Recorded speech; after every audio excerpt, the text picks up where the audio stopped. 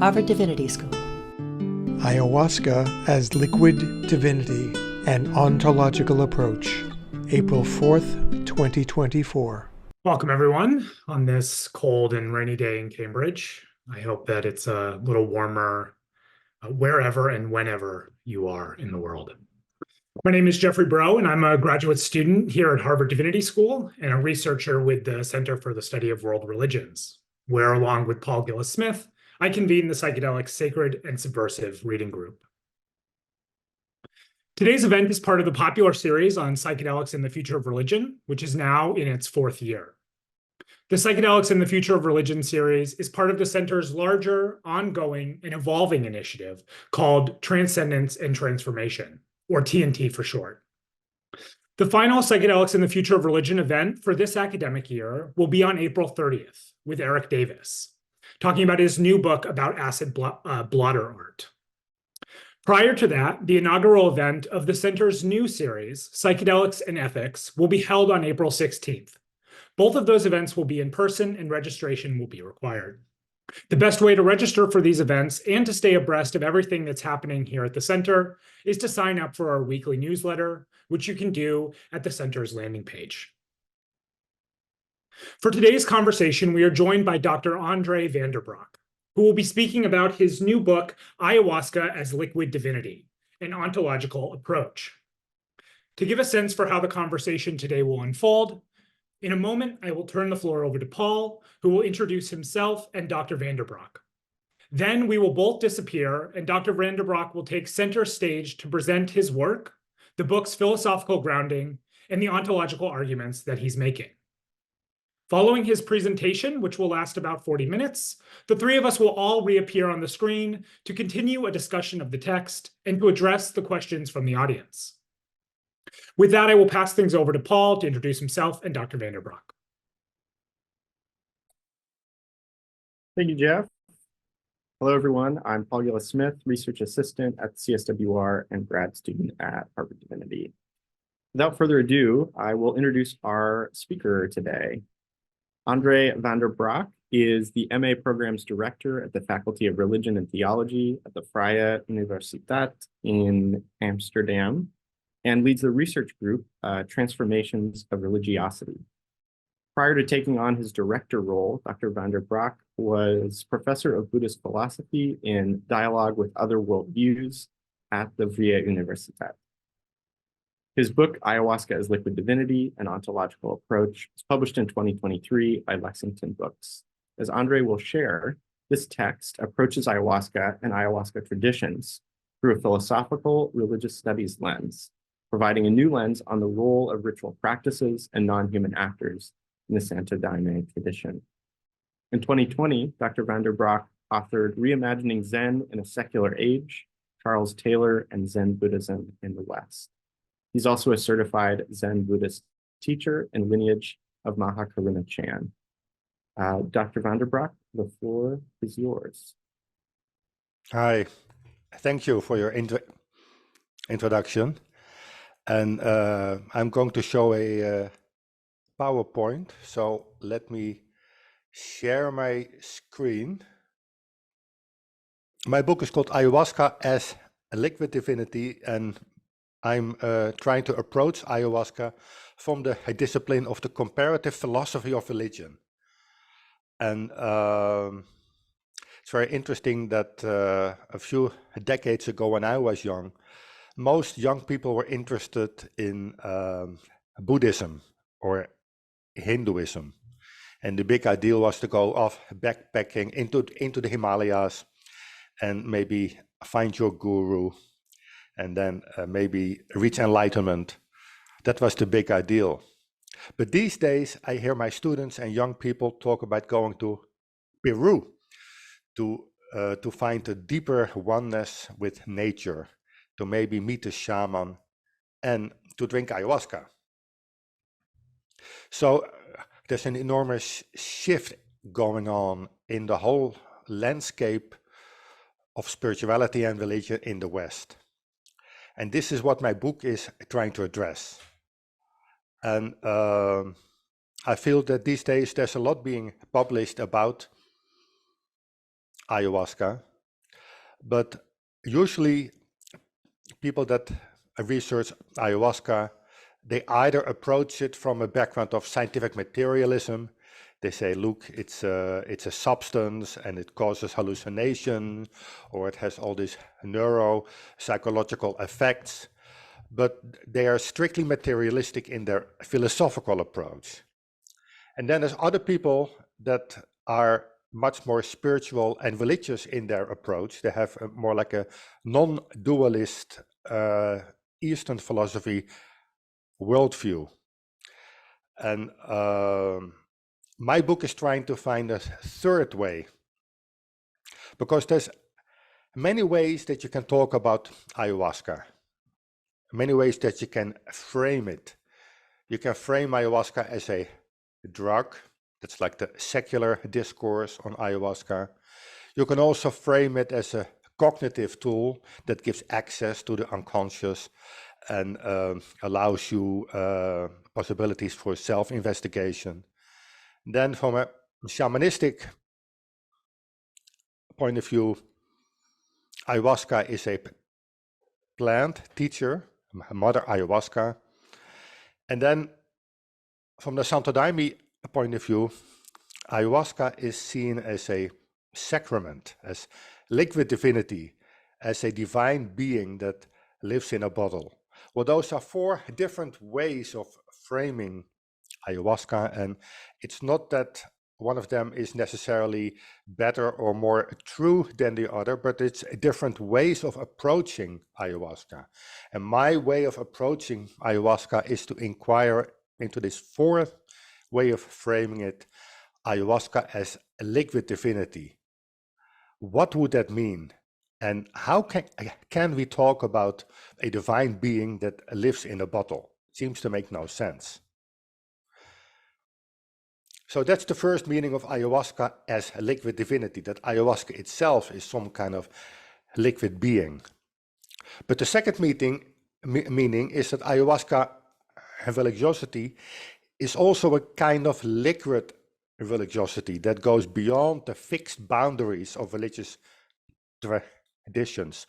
We have at our university also a research project that I lead on multiple religious belonging, the tendency of people to basically mix and match elements from different religious traditions, like Jews or Buddhist Christians, Christian Buddhists. And ayahuasca religiosity is even more multiple than that, more liquid than that. Many people who participate in ayahuasca ceremonies these days, they even say, well, I'm not really religious, I'm spiritual. So they would fit into the spiritual but not religious category. So ayahuasca religiosity takes place beyond the fixed boundaries of religious traditions. And in that sense, it's also a new way of being religious that we have to understand and try to make sense of. What does it mean to be religious in that way?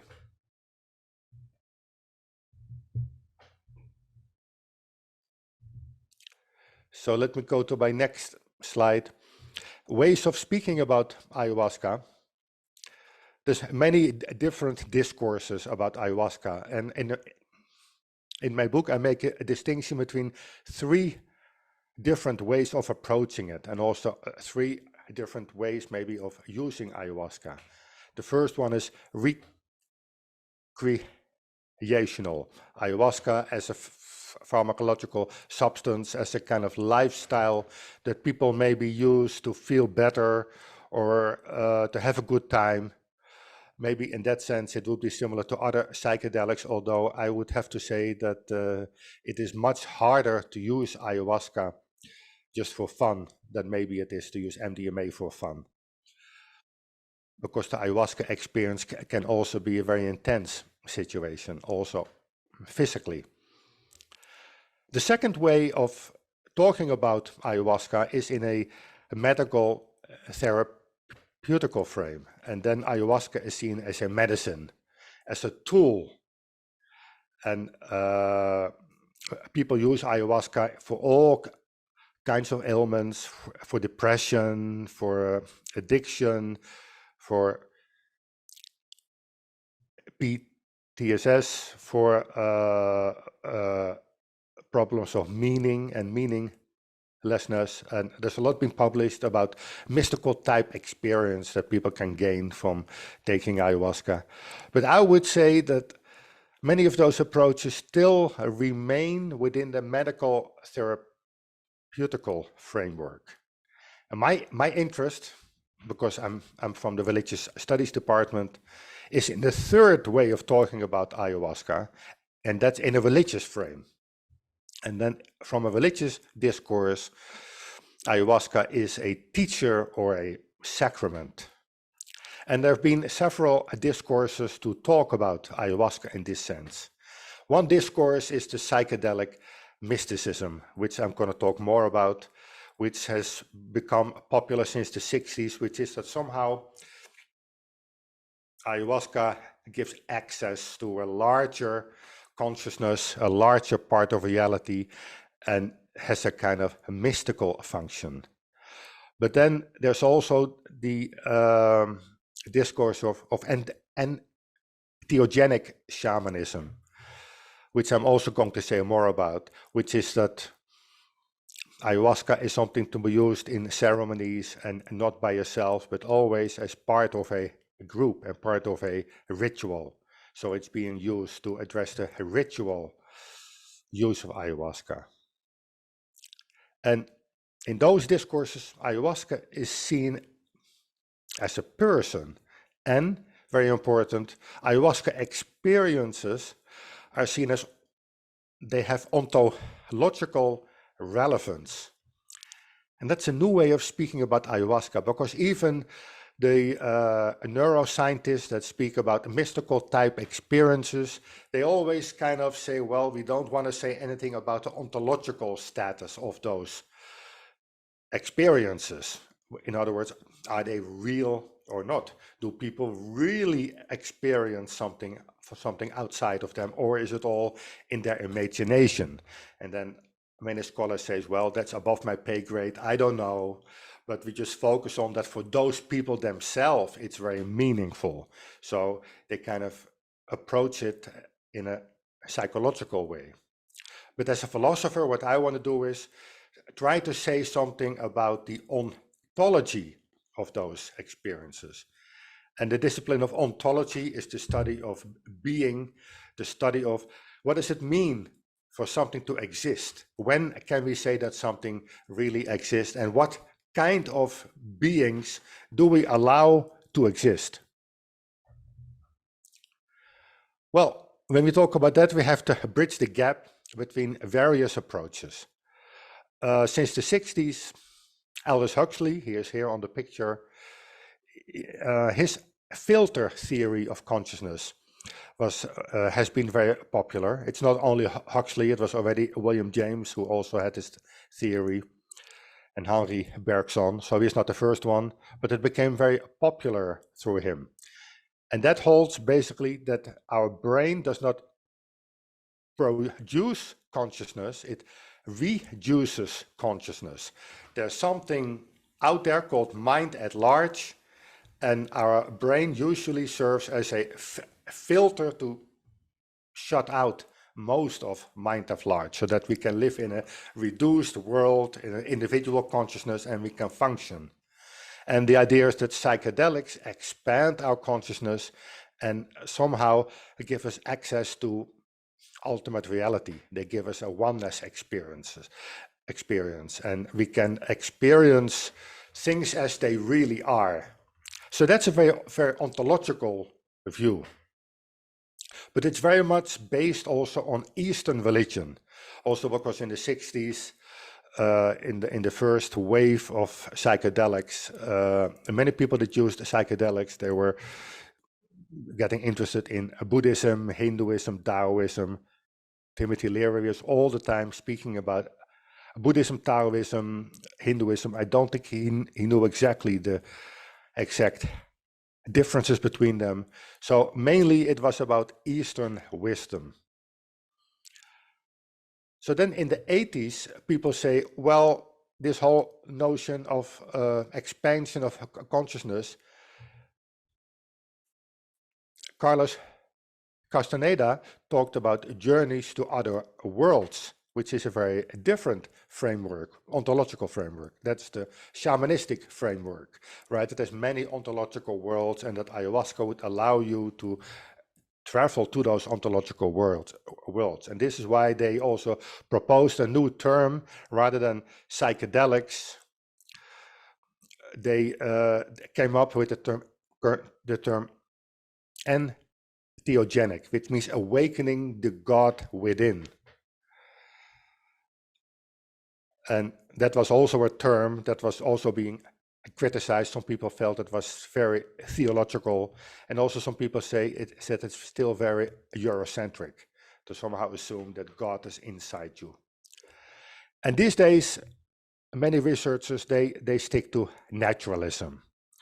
Robin Carhart Harris, for example, he says, no, it's about the dissolution of the ego, that ayahuasca and other psychedelics, they can bring about the dissolution of the ego, but it doesn't mean that there's anything supernatural about it.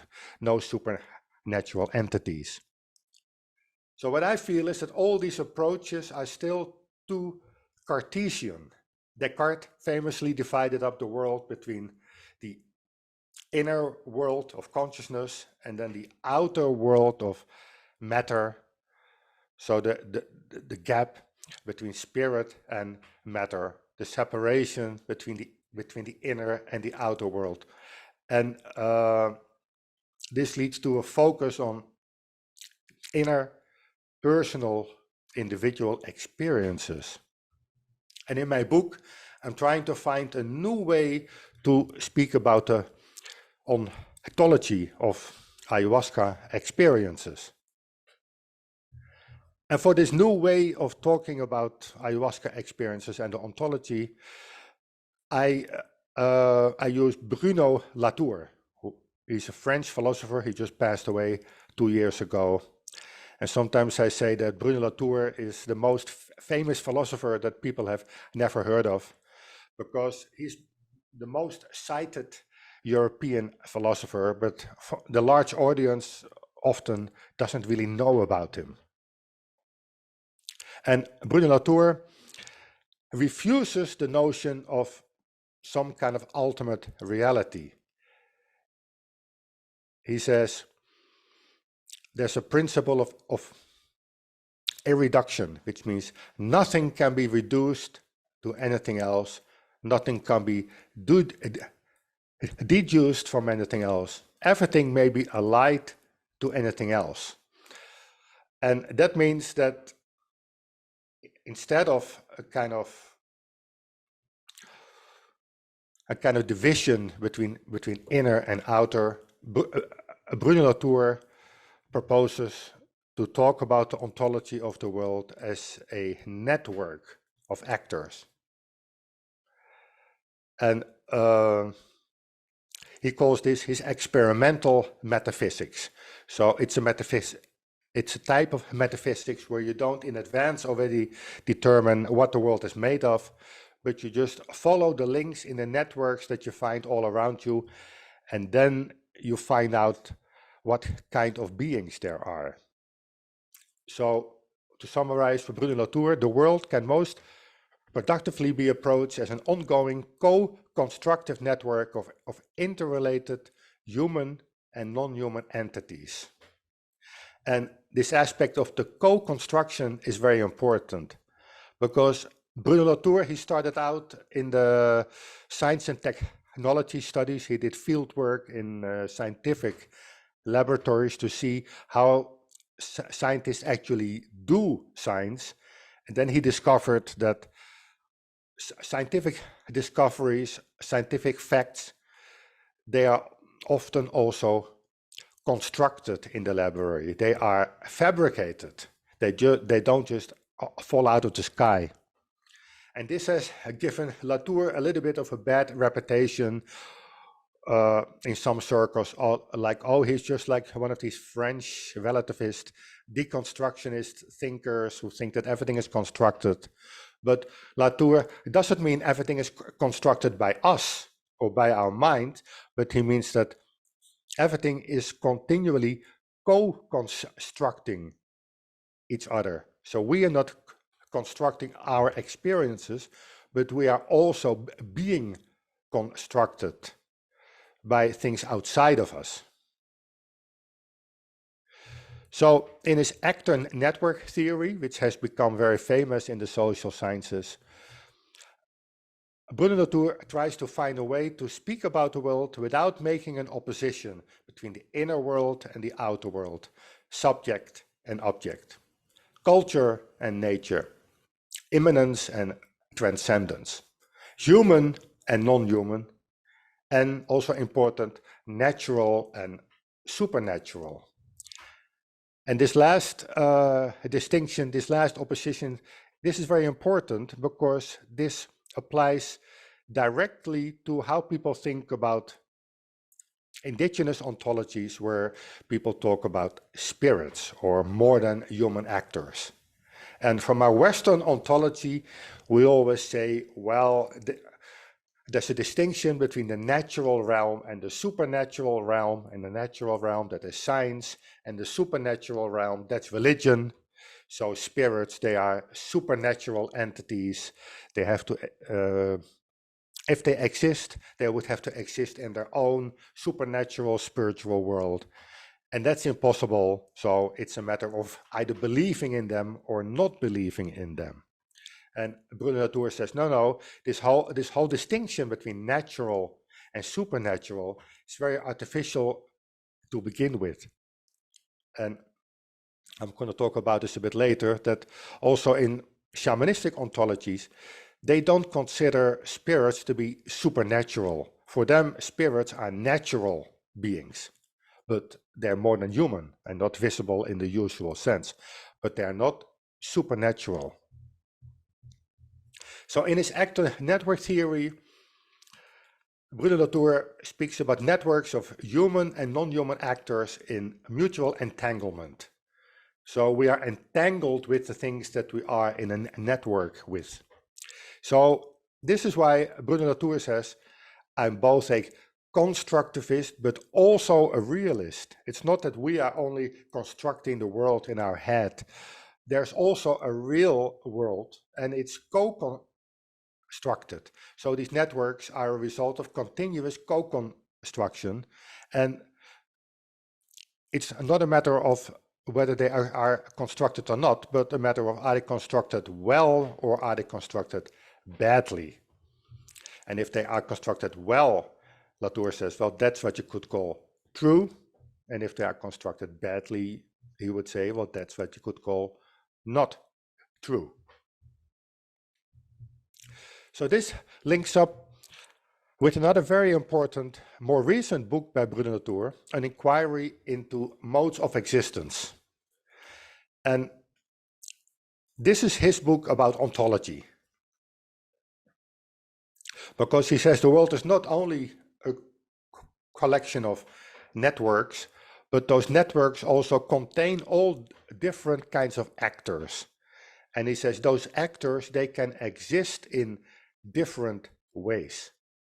And he says in the West, especially since Descartes, we've been doing rather poorly when it comes to ontology.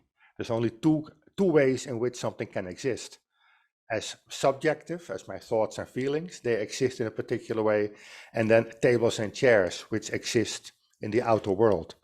So we need some ontological fattening therapy, that we can come to more different ways in which things can exist. So he speaks, for example, about beings of fiction. You could say that Harry Potter doesn't exist, but he has an impact on a lot of people and a lot of lives of people. So maybe he exists in a different way than tables and chairs. Beings of law, there are certain legal networks that operate very different than how we think about them emotionally. So sometimes you can feel that you're emotionally right, but legally you're wrong. Or sometimes something is legally right, but emotionally it feels wrong. So this is also for Latour a different way in which things can exist. And with regard to ayahuasca, it's very interesting that Latour speaks about a type of actors that are more than human. And he talks about beings of transformation and beings of religion. And those are beings that exist in a different way than tables and chairs exist. So beings of transformation, they make up the self, and sometimes you can compare them to our emotions. We often consider our emotions as things that well up from deep inside ourselves, that we are somehow the source of our own emotions. But there's also many times, Latour says, that we talk about emotions as things that come from the outside, and then we say, I was suddenly in the grips of fear, or I don't know what came over me and I totally lost it, and something else was stronger than I was. And then we talk about emotions as beings that come to us, that invade us from the outside. So he says it can be helpful to talk about those phenomena as beings of a transformation.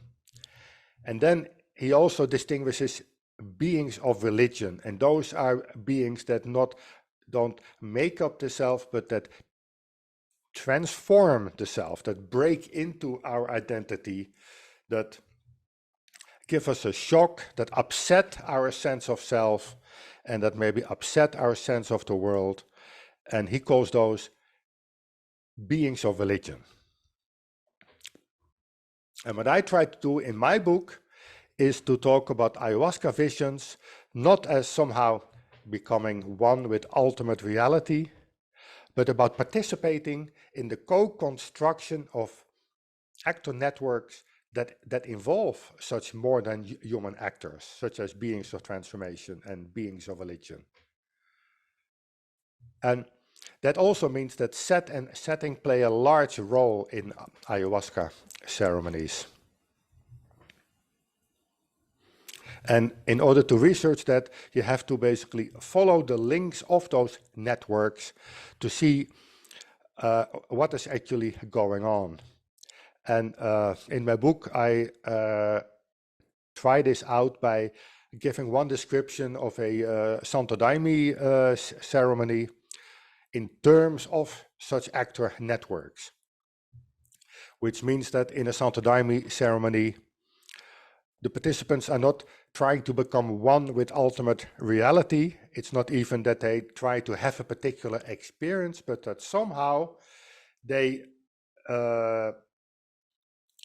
become capable of different states of consciousness, different forms of consciousness, which kind of lowers the threshold of consciousness. And this is why they become more available and more able to participate in the co-construction of such religious networks that may be unavailable in our ordinary day-to-day consciousness, but they do become available in an ayahuasca ceremony. So in this way, Latour tries to be a philosophical diplomat. He is not necessarily putting forward his own philosophy, but he's trying to put forward an ontological template that would allow, for example, Western and indigenous ontological frameworks to talk to each other. So when we then move to ayahuasca, it means that when people report about ayahuasca ceremonies and they, for example, they talk about spirits, it's not a matter that they believe in spirits, but it's about becoming able to make the connection, to become able to participate in networks that involve more than human actors. So it doesn't involve the notion of the supernatural. You could say it's from the supernatural to the super space natural. So those actors are also natural, but they are very much natural. It also means that when you talk about people that regularly use ayahuasca, that in a sense, of course, they do have experiences, but it's not really about the experience. I think people that go to Peru and that want to have ayahuasca experience, they really go for the experience. Or also people in the West that are very curious. They say, wow, I had ayahuasca and it was a very intensive, shocking experience. And that was it. However, people that, for example, are part of Santo Daime or part of a shamanistic network, they use ayahuasca over and over and over again. And it's not to have the same experience again, but it's actually about having a contemplative ayahuasca practice, which is a little bit similar to my own Zen tradition, that in the Zen tradition, the Zen master always warns about becoming too attached to experiences of enlightenment. Because it's not about having a particular experience. It's about contemplation. It's about practicing. So this is why I would actually make a distinction between ayahuasca users and ayahuasca practitioners. And those ayahuasca practitioners, they aim at establishing a relationship with ayahuasca. They are co-workers. They work together with ayahuasca by meeting with it again and again. And what does this working with ayahuasca involve? It's about learning to participate in actor networks that involve such more than human actors. And in my book, I distinguished 3 different phases in such a contemplative practice, 3 different aspects. The first is some kind of purification, some kind of catharsis, which you could say, well, this is personal healing. And but this is only the first phase, because of this catharsis, because of this personal healing, people develop the space, they develop room to become connected to such religious network. They develop the inner space, the inner container that they can actually engage with those more than human beings. They become able to hear them, so to speak, right? So this is about learning to listen to them and to communicate with them. And then the third phase would be learning to work with them, to work together with such more than human actors.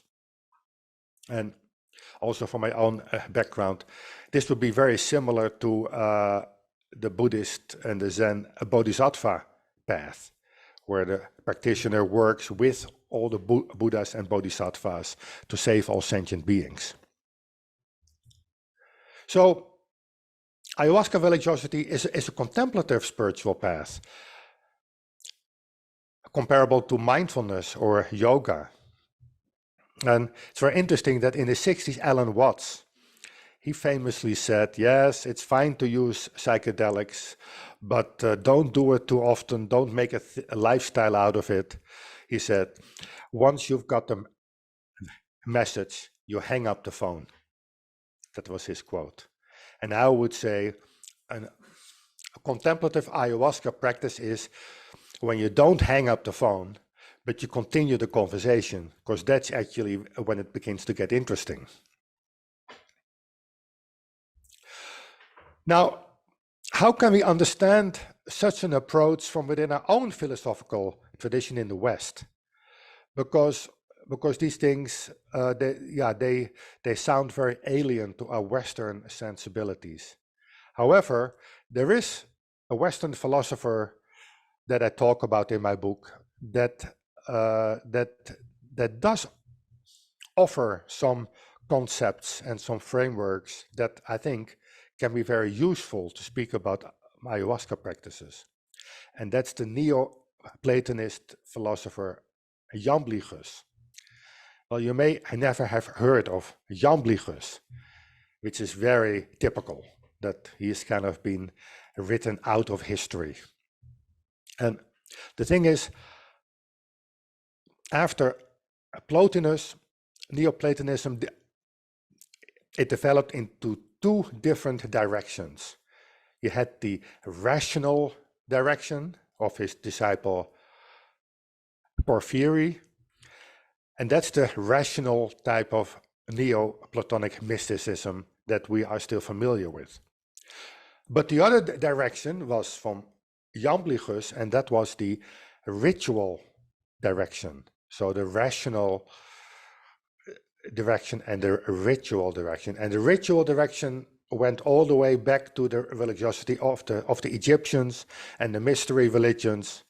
And it is basically not focusing on theology, which is theologos, speaking about God, speaking about the divine, but about theurgy, theourgios, which is working with God, working with the divine. So working with God does not mean developing theories about God or trying to understand him. It means developing the ritual competence to be able to interact with the gods. And with Jamblichus, you also see those three stages that I talked about. Stage 1 is the catharsis. Stage 2 is listening to the gods. And then stage 3 is communicating and working together with the gods. And very important, in theurgic rituals, Jamblichus emphasizes, the gods do the work. So it's not the person who's in the ritual who does the work or who tries to make the gods do his bidding, but the gods do the work. So it requires humility, it requires surrender, it requires letting go. And I feel this very interesting to also apply this to ayahuasca ceremonies, because what I often hear from people that do ayahuasca ceremonies, maybe especially in the beginning, is that they try to somehow control what happens in the ayahuasca ceremony. They try to tell the ayahuasca what to do. Well, good luck with that. They always find out that such attempts have to be left behind.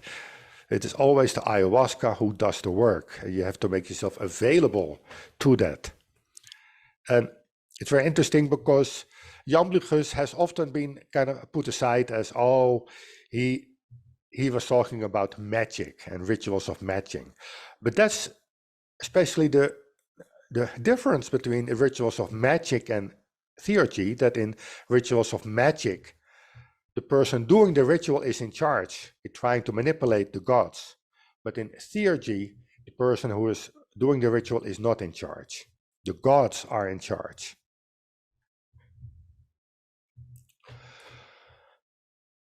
Then, in the last chapter of my book, I try to connect ayahuasca religiosity with ecodelics. And I'm using a book by Richard Doyle, Darwin's Pharmacy, where he talks about ayahuasca ceremonies.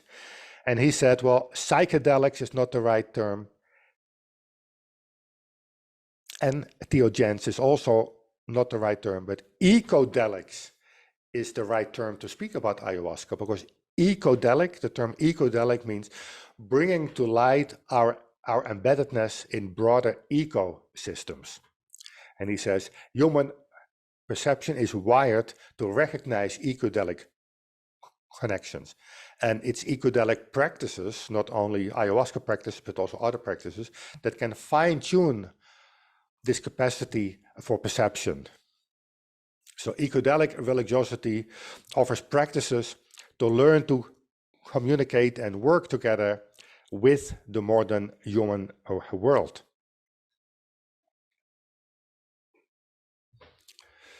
So as an example of such ecodelic religiosity, I want to go back to Bruno Latour, because his latest books in the last years of his career, he wrote about Gaia and the climate crisis. And He says we need a different relationship with the natural world. And he speaks about Gaia, the idea of James Lovelock, that the biosphere can be seen as a superorganism. And in his works, Facing Gaia, Latour says actually, which is for many people kind of surprising, because I think he's a secular thinker, that the only way out of the current climate predicament is religious. It's only through religion, a new type of religiosity, that we can find the courage and the ability to face Gaia. So he's kind of proposing what other people have called a new Gaian earth religion. So facing Gaia would mean that it's not only a theoretical idea that Gaia is a superorganism, but to make this into an instinctive conviction, that you become convinced in the deepest of your cells that this is true. So Bruno Latour himself does not speak about ayahuasca, but from my point of view, ayahuasca religiosity could be a very good way to learn to face Gaia and to basically apply the things that Bruno Latour is talking about. So just to summarize, what I want to say about ayahuasca religiosity is that we should view ayahuasca ceremonies as ecodelic practices, learning to reconnect to nature, spirits, beings of religion, the gods, however you want to call it, but that this capacity for reconnection is very important. And this also goes back to the original meaning, according to some people, of religion, which is religare, reconnect, which in Christianity is mostly used to suggest we need to reconnect with God as a transcendent being, but you could also use it in an ecodelic sense, that we reconnect with the ecosystems that we are part of. And this does not involve theology, God talk, but theurgy, God work. It's about learning to communicate with and work with more than human beings, beings of religion. And in this way, making Gaia an instinctive belief. That is what I wanted to say to you. Thank you very much, André. There's a lot of directions that we can go, a lot on the table here, and a hopeful message to end with, which is always a nice way to conclude some talks.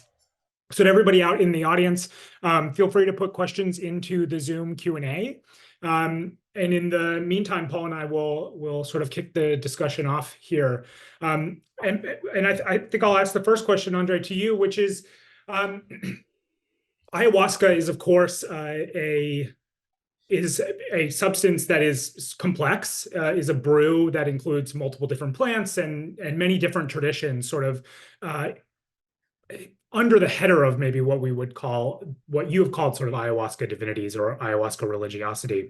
And I'm curious about the way in which this book is rooted in the place and the culture and the peoples from which it is referring to. If I recall correctly, I believe there's a couple of ethnographic accounts that you use to build some of your arguments, but I would love to, if you could share with us in the audience, how this book is really rooted in place and how you're specifically thinking about the different cultures, maybe beyond Santo Daime, but also including Santo Daime, their practices and how that applies to your theories. Yes. Well, first of all, I'm a philosopher, right? So I don't do empirical research. I mean, there's many anthropologists who have done a lot of great research on ayahuasca and different ayahuasca traditions, ayahuasca religions. So I'm basically like Bill Barnard has published about this, right, and other people. And I'm basically using their research, basing myself on their data, rather than going out myself and doing ethnographic research myself. Maybe this is something of the future, but for now, I'm just using other people's data, so to speak. And I'm also not so much directly trying to kind of understand these traditions, but I'm trying to take more of a bird's eye view, like what could be the future of ayahuasca religiosity in the West, right? It's like a little bit similar to maybe focusing on Asian Buddhism and Zen in Japan, Zen in China, and then, well, what kind of shape is Zen taking in the West, and what are the problems and a possibility of Zen, of contemplative Zen practice in the West. So that's my aim. So it's maybe a more modest contribution. It's not really understanding the ayahuasca traditions themselves, because that's what other people are really working on, but it's really about the encounter with those indigenous traditions and the ontological gaps that I see appearing there. Yeah, I mean, yeah, that's it. That makes sense, and I understand sort of the philosophical approach sort of being in some ways disconnected or separate from an ethnographic approach.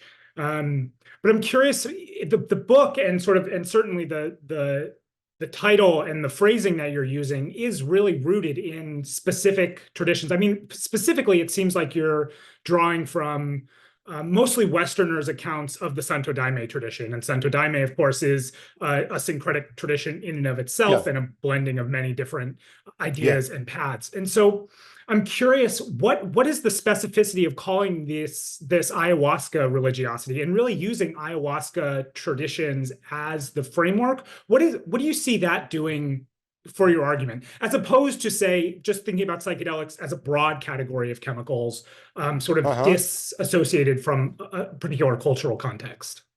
Well, I feel that when people talk about psychedelics, they often leave out the religious approach. It's often either about healing and a medical therapeutic approach, or recreational. And this third discourse of religiosity, it's not really being spoken about that much, which I think also for many Westerners that go to ayahuasca ceremonies, it is kind of confusing. They say, well, I'm not religious. What I'm doing is absolutely not religious. And so one of my aims is to show that, well, yes, it is religious. It also depends on what you mean by religion. I mean, one of the chapters in my book is all about that. I didn't really talk about that so much, because that's more for the religious studies people. But obviously, we also have to change our idea about what it means to be religious, right? It's not having a belief system. It means practice.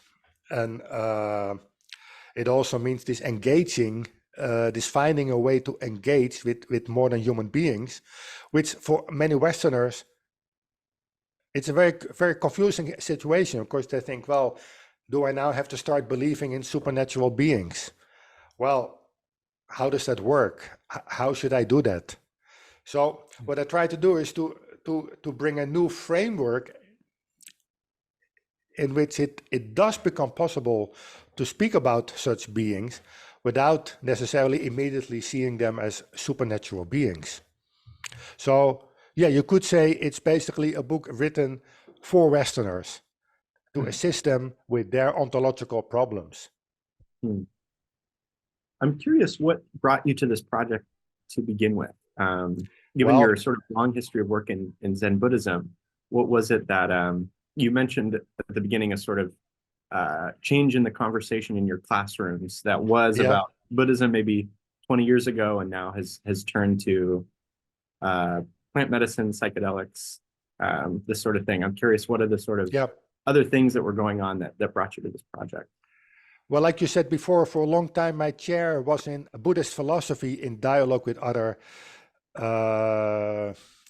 traditions. And so I was publishing about the encounter between Buddhism and the West. Right? I wrote a book about Nietzsche and Zen, and then Charles Taylor and Buddhism. So it's all about, okay, how is this East-West thing actually working out? And what are we to make of that today? And then a few years ago, my chair was changed into comparative philosophy of religion. So that's much broader. So since then, I've actually made it my topic of research to really look at contemporary spirituality. And it's also interesting that even many Buddhists in the West, they don't see themselves as a Buddhist. Mm. I mean, I'm also a Zen teacher myself, but if you ask my Zen students, do you see yourself as a Buddhist? They look at you and they say, well, no, but I just practice Zen, which I found very fascinating, that this whole approach to religiosity is changing. And also what I noticed, not only I think with the students in class, but also more generally in how people are being religious, that it used to be according to more like an Eastern model, but there seems to be a move towards the South, that it's more about North-South rather than East-West, right? Colin Campbell, he wrote a book about the Easternization of the West, that the West was since the 60s becoming more Eastern, also Eastern religion. But now I think it's almost like a Southernization of the West, that people are no longer looking for a guru, but they're looking for a ritual specialist, which is a very different way of looking for religious authority. So this is also part of the research group of transformations of religiosity, right, that they have at the Vrije Universiteit. So I find that there's a shift to being more Southern in their approach to religion, even people that are engaging in a Buddhist practice. Because at first I was thinking, well, people are just combining their Buddhist identity with their Christian identity, for example, or Buddhist and Jewish identities.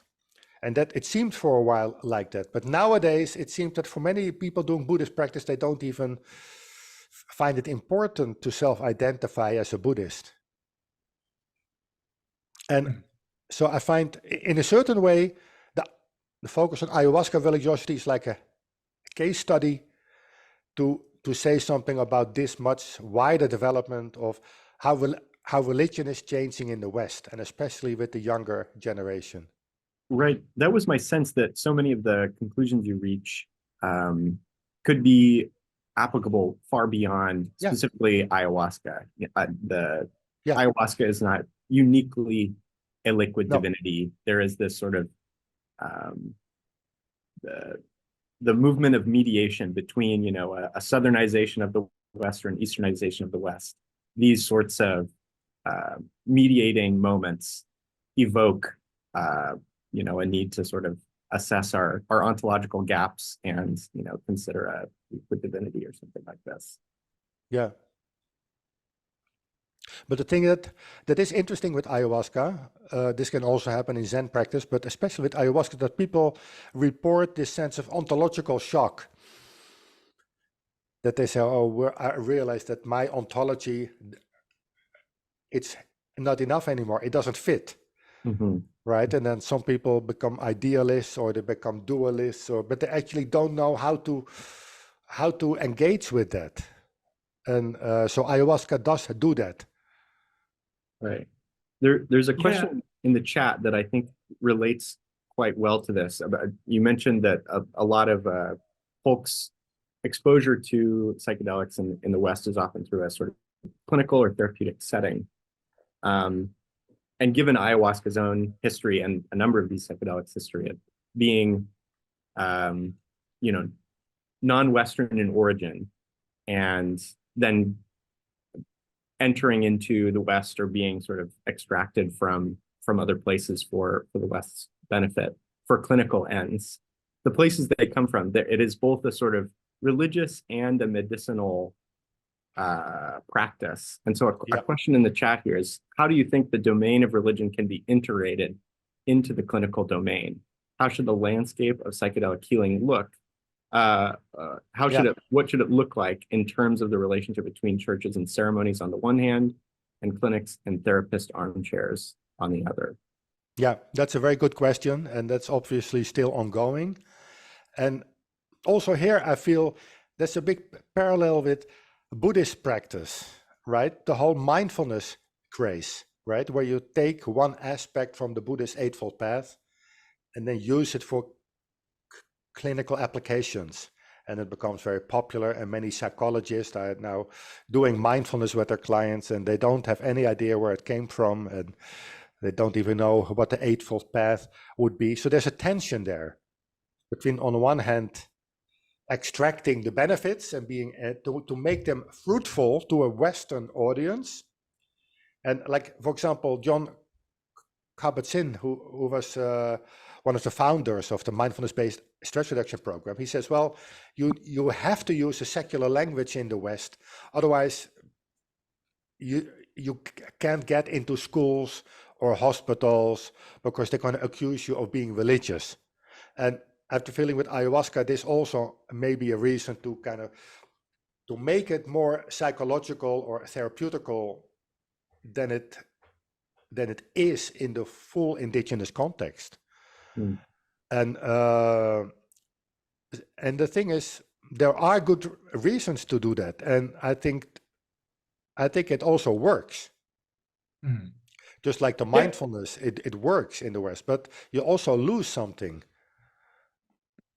Yeah, I'm struck by I was struck by the opening of your slides with sort of the bucketing of we see it everywhere, but the sort of medical use versus spiritual use versus so-called recreational use, and those buckets, particularly in a Santo Daime or a Shipibo context, using the ayahuasca brew, those seem to be quite blended, especially the medical and the therapeutic.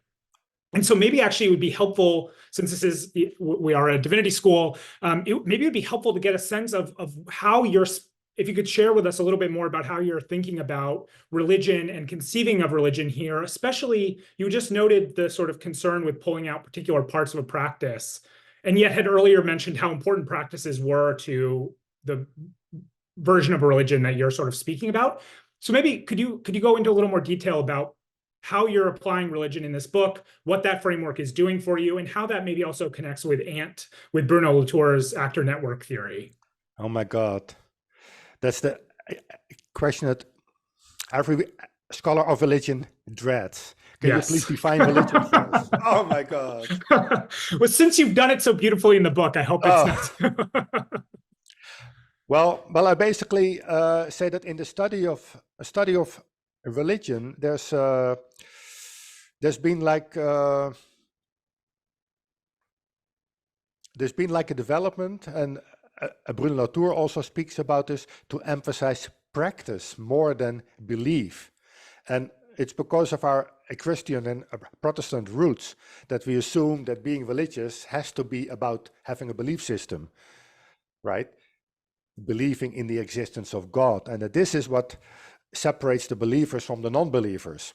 But Bruno Latour said, no, actually, religion is about practice, and it's about engaging in particular actor networks with religious actors, and becoming good at that, and becoming at home in that. And that's a very different way to approach religion, right? Because in that sense, it also doesn't necessarily have to do with the supernatural. So this is something I really address, that historically in Christianity, we have learned to make this distinction between the supernatural and the natural. And if you look at all history of Western philosophy, this has become more and more separated, and also the distinction between transcendence and immanence. Well, this is a very problematic pair of concepts also. But I want to say that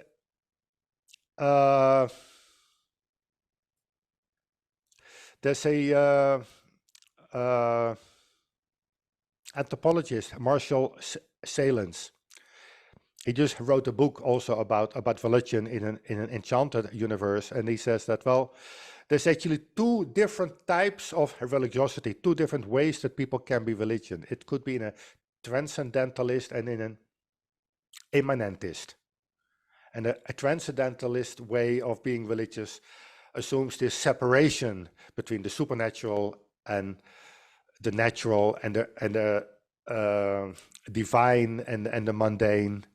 And then a religion becomes about escaping this earth and finding redemption in some higher world. And then the immanentist form of religiosity, which is much more the lived religion, almost everywhere on the planet, including indigenous religiosity, is very much about reconnecting with everything that surrounds you and all the being that surrounds you, and that's much more immanent. And my thesis would be that contemporary Western religiosity is becoming more immanentist. Mm. Yeah, it feels almost like Ant allows, rather than sort of saying this doesn't need to be supernatural, it actually allows the supernatural to be a really prominent actor in religion and in religious practice. And I mean, I think that it plays a role in many ayahuasca traditions and certainly many sort of psychedelic traditions. And so this actually ties in with one of the questions that we got from the audience around. I'll just read the question. It's given the diversity of ayahuasca experiences across cultures and individuals, how can participatory approaches, like the one you're discussing, inform global ayahuasca discourse without diluting the richness of its indigenous roots?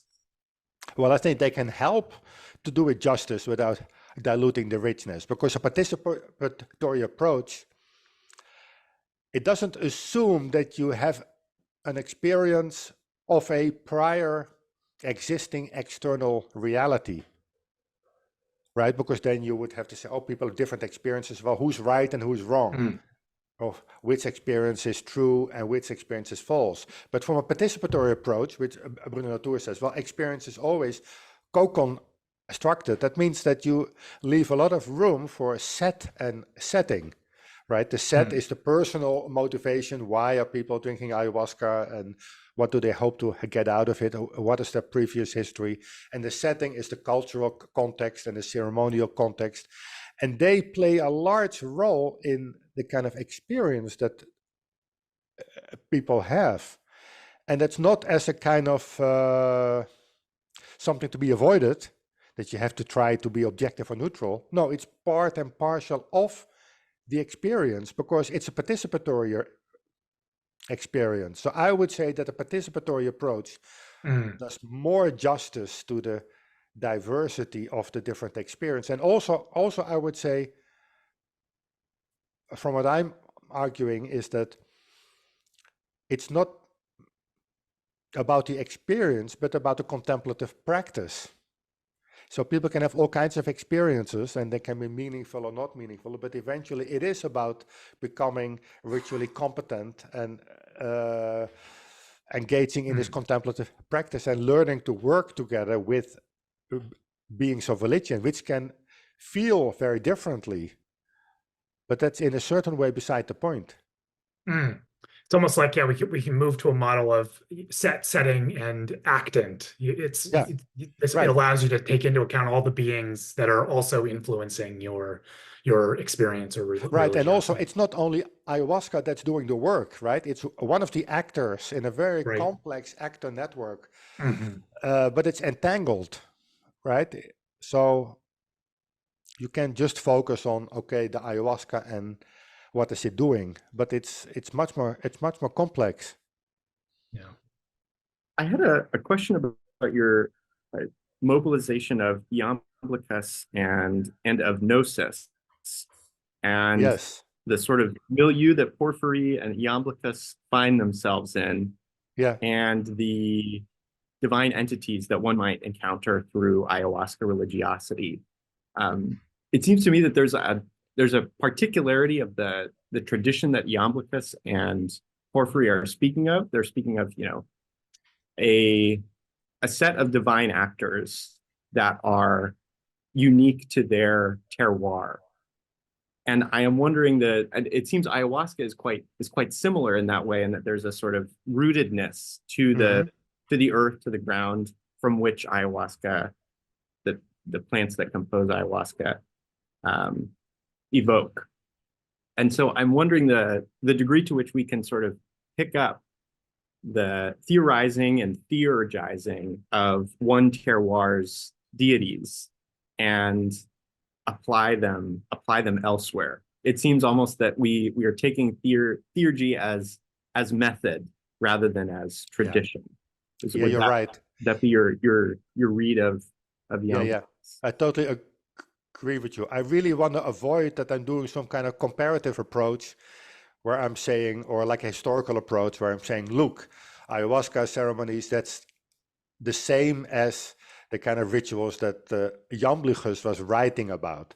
It's not the same, because the set and setting, again, were very different. So it's not really a historical comparison. Also, I'm not a historian, so I'm not qualified to do that, right? You would have to ask somebody else to do that. Perhaps Braak, who you do yes. Evoke for sure. Yes, he would be much better suited to say some sensible things about that. But I'm just a philosopher, so I just use that concept of theurgy, and I say, well, look, maybe this is a useful concept to talk about some things that we have no other concepts for, and let's see what kind of work these concepts can do for us. The question of rootedness and sort of the plant growing into the earth, I think is maybe a nice segue into a couple of questions we have from audience members, specifically about where you conclude the book with this idea of ecodelic and Latourian sort of Gaia religiosity. And I'll sort of give a little bit of summary, but one question here is whether or not you see ayahuasca and ayahuasca religiosity as necessarily leading to this sort of Gaian awareness. And if not, sort of what are the contexts, or as this person says, the co-determinants that may lead to that sort of awareness? Yeah, no, I don't see it as necessarily leading to that kind of awareness.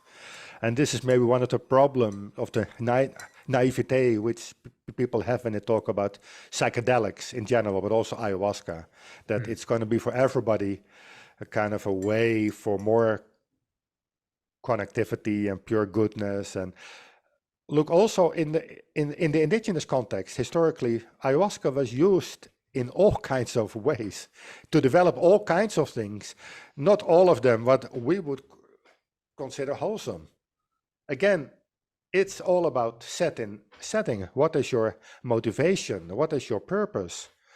And I don't think that everybody who is drinking ayahuasca will automatically receive benefits or be healed or become more connected. It really depends on the set of that person, but also on the setting of the ceremony. And this is, of course, one of the problems of ayahuasca in the West. It's completely unregulated. And this is also the problem of ayahuasca tourism. People going to Peru and they just fall in the hands of who knows who, and not necessarily well-meaning people. And this is a real problem, that there is not one way that ayahuasca is being effective. It's entangled. Set and setting are very important. And this is also why security and safety when it comes to ayahuasca ceremonies is so important. Yeah, in that theurgic register, we do not always know which gods we are evoking. And when we begin God work, the work that the work of the gods is not necessarily our work. That the gods' goals do not always necessarily align with our own goals. Right, and also this is not for beginners. I think Jamblichus also writes about this. It takes a lot of preparation, right? A lot of personal healing and purification, because otherwise you're going to basically use the ceremony for your own benefit and trying to steer the ceremony for your own purposes, which it's very difficult to really leave behind one's own agenda and just to let go and to listen to the gods. This is hard. Not everybody's able to do that. Yeah, and yet it seems like the book and sort of in your thinking that ayahuasca as a substance and also as a religiosity in this sort of broader way that you're thinking about it, is doing something unique to connect people to Earth, to Gaia. It's set and setting, yes, but it's also it is the relationship and sort of being in network with this plant brew. And I'm curious what you think that unique piece is. If it is so set and setting dependent, why is this liquid divinity necessary at all? What is it doing as a member of that network? Well, one of the ways in which people sometimes talk about it is that ayahuasca is offering them a relationship in which they can work together and they can accept or not accept or accept partially or accept with their own agenda so it's basically a co-work. Ayahuasca offers itself as a co-worker, but it also depends on the person and on the whole situation, whether it's really happening in a fruitful way or not. So I think, yes, I think you're right. And this type of religiosity, I think on one hand, there's a kind of potential, but there's also dangers in that people kind of start to idealize it, which also has happened with Buddhism in the West and with Buddhist teachers in the West, that they think, oh, those are enlightened teachers and they can do no wrong. And then you have all the scandals of Buddhist teachers. So in a way, people can also idealize ayahuasca. This is like a similar mechanism that we tend to do in the West. We kind of first turn it into something exotic, and then we kind of put it on a pedestal and idealize it. But it has to be grounded in our own Western setting. And I think that's a challenge. And I think it's not being helped by the fact that ayahuasca is not legal, because then it becomes so difficult to regulate it and to basically find healthy structures. A lot of your other work is on what you call multiple religious belonging. And I'm curious what role that you see plant medicines or psychedelics playing in this multiple religious belonging. And then to this end, our forum here is the Center for the Study of World Religions, which is very much a product of this other current that you see multiple religious belonging kind of rubbing against as, the world religions approach. So yeah, what sort of work do you think that a Center for the Study of World Religions like ourselves should be doing to meet the moment of multi-religiosity that we find ourselves in?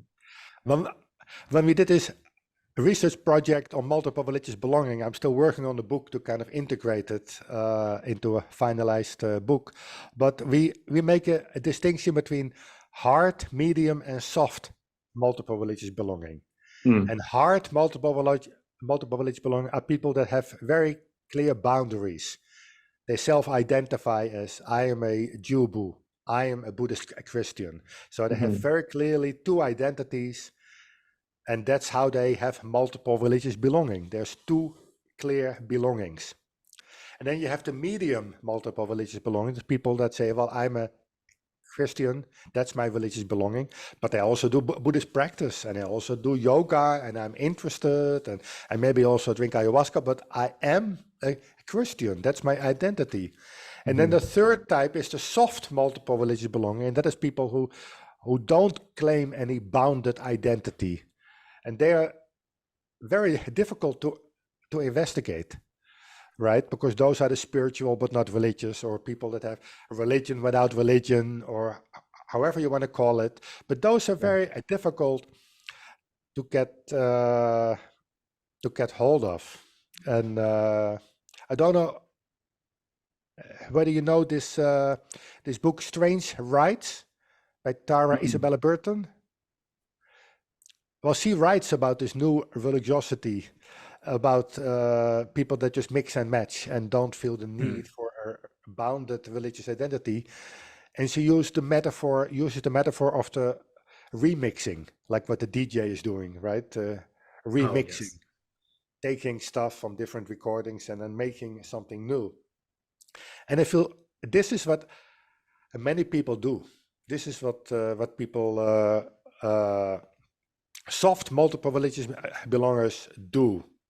And it seems to me, but I can be wrong, that those people, you could also call them trans-religious, that there's kind of a movement from mono-religious, which used to be the standard, to multi-religious or inter-religious, and now trans-religious, which is basically they don't feel the need for a religious identity based on one of the world religions at all anymore, and they just freely remixing.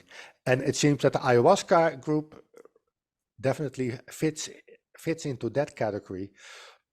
Of course, you have the Santo Daime, that, well, you could say, well, they have a clear religious identity.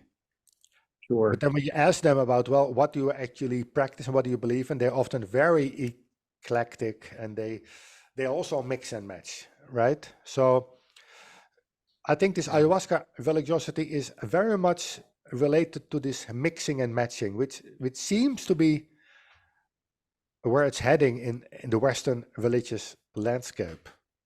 I mean, I'm not saying that world religious tradition don't play a role anymore. Of course, they remain very important, but this is a new phenomenon. Yeah. On the spiritual but not religious folks, I have a friend who likes to tell me that he's religious but not spiritual. Perhaps he is in more consonance with Porphyry than with the Iamblichian theory. Exactly. Yes. Right. Yeah, I mean, incidentally, my research is on sort of this intersection of spiritual but not religious and psychedelic traditions. Okay. Particularly those operating in sort of what we would think of as a recreational setting, which sort of was sort of leading to a question that I have, which I also see our friend Frederic, who's one of our reading group members and also a fantastic ethnographer of ayahuasca traditions herself. But it's sort of her question is getting to this facing Gaia as sort of a practice. And it really focuses on the need to do ayahuasca ceremonies repeatedly.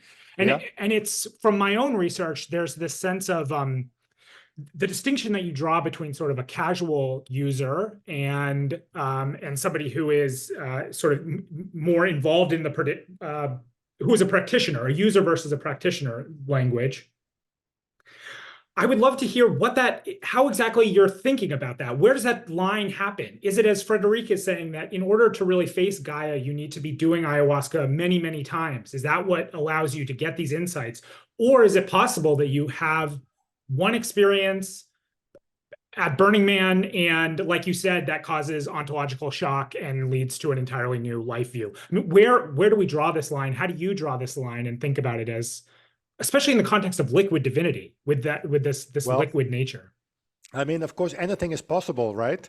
I mean, when you look at the Buddhist tradition, right? It's possible that somebody goes to one Zen retreat and realizes full and complete enlightenment, and okay, that's it. Yeah. However, generally, people go back again and again to the meditation cushion, and they have a contemplative practice, right? And or take Ramana Maharshi, right? Who apparently at 16 he woke up and that was it. Well, okay, but I think for many people a contemplative practice is really necessary. And I think also the difference between the user and the practitioner would also be that the user also is looking at, okay, so what's in it for me? What can I get out of it? Even being more connected but that the practitioner would actually be more like a bodhisattva and say, okay, what can I contribute? How do you, almost saying to the ayahuasca, how can I be of service to your agenda? How can I make myself available so that you do with me in the way that you feel is most appropriate for the world at large, which is a different mindset, right? It's the bodhisattva mindset of just being of service and being available. So it's not a consumerist mindset. Or to what degree is that mindset? Ask not what ayahuasca can do for you. Ask what you can do for ayahuasca. Yes, well, it's also a little bit not my will, but thy will be done, right? Yeah, I'm curious how much of that sort of ethical framework, which maybe we all would agree with, how much of that is being sort of imposed on ayahuasca traditions versus coming out? Do you see that coming out of, say, the Santo Daime from your sort of understanding of that tradition, or is that something that you think should be sort of applied onto this context? Okay. Well, I think in the Santo Daime, this is being expressed more clearly that this is what it's about, right? That it's about being of service and that basically the ayahuasca or the daime is doing the work and is the teacher. But then, of course, when you look around you, and also historically, also in indigenous cultures, ayahuasca is being used in many different ways. So it's not as simple as saying, okay, ayahuasca is always, I mean, in a certain way, it can also be neutral, right? People can also use it to go to the shaman and say, I think my wife is cheating. Can you please drink ayahuasca and find out if it's true or not, or to locate lost objects. So in and of itself, it's neutral, right? And but that would maybe be something that also distinguishes a more religious setting from a more instrumental setting, right? Is that it sort of then has a sort of communal and service orientation. That's sort of maybe the axis upon which you would differentiate. Yes, yeah. I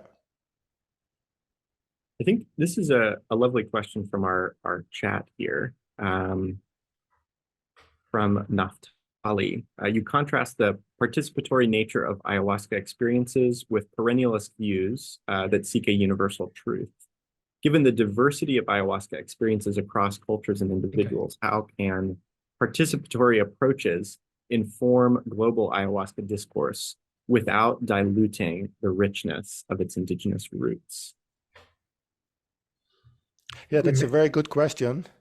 In my book, I do have this tension between the looking for universal truth, which is like the perennialist philosophy, which also, I mean, Aldous Huxley literally wrote a book on that, right?